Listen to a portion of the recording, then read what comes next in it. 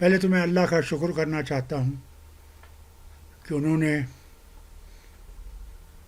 دونوں ملکوں امریکہ اور ایران ان کو ہمت دی کہ ایک میز پہ بیٹھ کر اپنے مسئلے طے کریں، کیونکہ اس کے بغیر، بات چیت کے بغیر کوئی راستہ نہیں ہے۔ لڑائی کسی چیز کا حل نہیں ہے، نہ کبھی ہوا ہے نہ کبھی ہوگا۔ اس لیے میں اپنی طرف سے، اپنے لوگوں کی طرف سے مبارک کرتا ہوں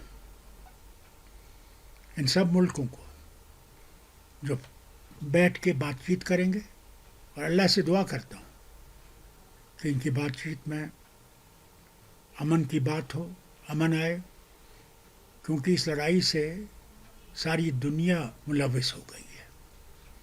حالت یہ ہے کہ اگر اور بڑھے گی تو تکلیفیں دنیا کی اتنی بڑھ جائیں گی کہ خدا ہی جانتا ہے کہ پھر حال کیا ہوگا، کیونکہ انرجی سورس جو ہے وہ سب سے ضروری ہے دنیا کے لیے، اور اللہ نے انہی ملکوں میں اس انرجی سورس کو دیا ہوا ہے۔ آپ جانتے ہیں کہ کتنے ہماری وطن کے اور ہماری اس علاقے کے لوگوں میں کتنے وہاں پہ ان عرب ملکوں میں کام کرتے ہیں۔ آج سب کی زندگیاں اس میں ہل گئی ہیں۔ پتہ نہیں کہ کتنا دیر لگے گا امن آنے میں، کیونکہ ہمارے خاندانوں میں سے، جموں کشمیر کے لوگوں میں سے جو ہیں، کئی ہیں جو ان علاقوں میں کام کرتے ہیں اور پھر گھر بھی پیسہ بھیجتے ہیں۔ دیکھیے، بہت سے پرپوزل دونوں طرف سے ہیں، ان پہ ڈسکشن ہوگا۔ اللہ کرے کہ آخر میں یہ لوگ اس چیز پہ آ جائیں جہاں پہ امن آئے گا۔ ہمیں امن چاہیے، ہمیں لڑائی نہیں چاہیے، اور اسی لیے ضروری تھا کہ ایک ٹیبل پہ بیٹھیں اور اس مسئلے کو حل کریں۔ ڈاکٹر صاحب، اسرائیل جو ہے جس کے جو مانا جا رہا ہے کہ ان کے ہی اشارے پر ڈونلڈ ٹرمپ نے یہ جنگ شروع کی ایران کے خلاف، اسرائیل ابھی بھی یہ کر رہا ہے کہ بنجامن نیتن یاہو نے کہا کہ نہیں، سیز فائر صرف ایران میں ہے، لبنان میں نہیں ہے، جبکہ لبنان میں بھی ایران کے برابر یا اس سے زیادہ تباہی ہوئی ہے۔ دیکھیے، اب کتنا اسرائیل کر رہا ہے اور کس طرح امریکہ کو انہوں نے ملوث کیا ہے اس میں، اور آخرکار اسرائیل کو بھی نقصان ہو رہا ہے۔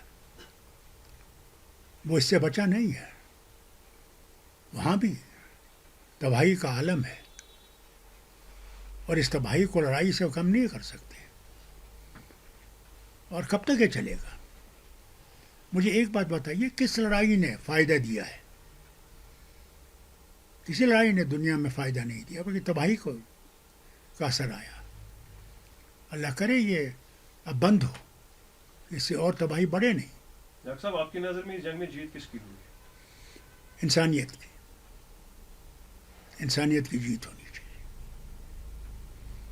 کل شام تک ڈونلڈ ٹرمپ کا آپ نے بھی اسٹیٹمنٹ سنا ہوگا کہ اس نے جو کل شام کو کہا تھا that yesterday night may be the last night of Iran civilization, لیکن راتوں رات جو یہ ڈیولپمنٹ ہو گئی ہے، یہ کریڈٹ آپ کس کو دینا چاہیں گے؟ جو میڈیشن ہے وہ کن کی طرف سے بیٹر ہوئی؟ حالانکہ اس میں پاکستان کا بھی اچھا رول ہے۔ دیکھیے، میں تو سمجھتا ہوں یہ اللہ تعالیٰ کی مہربانی ہے کہ عقل آ رہی ہے۔ کسی سویلائزیشن کو ختم کرنا آسان نہیں ہے، کتنا یہ کوشش کریں، نہیں کر سکتے۔ اس لیے کسی ملک کو میں کہوں گا کہ اس کو میں داد دوں اس میں یا نہیں، میں تو یہ کہوں گا کہ اس نے، پروردگار نے وہ راستہ نکالنے کی کوشش کی ہے جس سے کہ ہم امن کی طرف چلنے کی کوشش کر رہے ہیں۔ اگر میں نجومی ہوتا تو میں آپ کو بول دیتا کہ صاحب میں نے یہ دیکھا ہے، میں نجومی نہیں ہوں۔ میں صرف اللہ سے دعا کر سکتا ہوں کہ اللہ تعالیٰ ان کے مشکلات بھی دور کرے۔ چین کا اس میں ذکر آیا، جو بات چیت کی ہے، اب مان رہا ہے امریکہ بھی کہ چین کا بڑا رول رہا ہے اس میں، تو چین کو آپ کس طرح دیکھتے ہیں؟ کیونکہ ہمارے بھی معاملات ہیں، بارڈر ملتا ہے لداخ کا چین کے ساتھ، تو چین کو کس طرح سے آپ دیکھتے ہیں اور بھارت کو کیا مشورہ دیں گے as a seasoned politician senior most politician of the country کہ چین کے ساتھ ہمیں کیا ویوہار کرنا چاہیے اور پاکستان کے ساتھ کیا کرنا چاہیے؟ دیکھیے کچھ زمانے پہلے ایک ہی پاور تھا، وہ امریکن پاور تھا، وہ ختم ہو گیا. اب چائنا بھی ایک پاور ہے اور رشیا بھی ایک پاور ہے. اب یہ یونیپولر نہیں رہا. ہمیں بھارت نے ہر وقت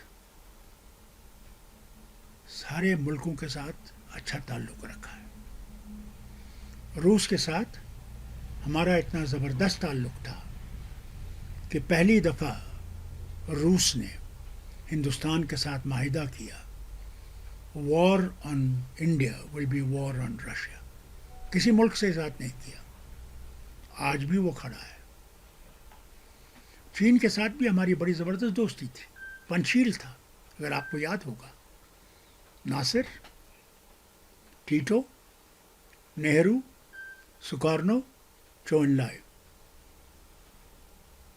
یہ مومنٹ تھی ایک زمانے میں. دنیا ہل گئی تھی. ہم نے کسی ملک کے ساتھ دشمنی کا راستہ نہیں لیا، انہوں نے راستہ لیا دشمنی کا. ہم نے ہر وقت دوستی کی طرف قدم بڑھائے ہیں. اور انشاءاللہ میں کون ہوں ان کو سجیشن دینے والا. میں ان سے یہی کہوں گا کہ اگر بھارت نے ترقی کرنی ہے اور آگے بڑھنا ہے تو ہم نے ہر ملک کے ساتھ دوستی کا ہاتھ بڑھانا ہے کہ دوستی سے ہم آگے بڑھ سکتے ہیں، دشمنی سے ہم پیچھے ہٹ جائیں گے. ڈاکٹر صاحب پاکستان بھی اس میں آتا ہے. سارے ملک اس میں آتے ہیں. پاکستان سے بھی کہوں گا وقت آ گیا ہے کہ وہ بھی ٹیررزم کو چھوڑ دیں اور وہ راستہ اختیار کریں جس میں خوشحالی سے رہ سکیں، بھائی چارے میں رہ سکیں. اس کا کوئی راستہ نہیں ہے. ڈاکٹر صاحب یہ cease fire for time being آپ کو لگتا ہے یا کچھ ٹائم کے بعد پھر اس میں وہی ایسکلیشن ایک دوسرے پر پچھاڑ؟ دوسرا as per the economical point of view ہمارے یہاں کس طرح اثر پڑے گا؟ فیاض صاحب میں اس میں کہہ نہیں سکتا کہ آگے کیا ہوگا. پہلے 10 تاریخ کو دیکھیں یہ جو مذاکرات ہو رہے ہیں اس میں کتنی کامیابی ہوتی ہے. اگر اس میں کامیابی ہوئی تو میں سمجھتا ہوں پھر لڑائی کا کوئی مقصد نہیں رہے گا. اور جو ایشوز ہیں میں سمجھتا ہوں وہ بات چیت سے حل ہو جائیں گے. جموں کشمیر پہ کچھ اثرات پڑ سکتے ہیں کیونکہ ہم پہ پڑے ہیں اثرات، سارے وطن پہ اثرات پڑے ہیں.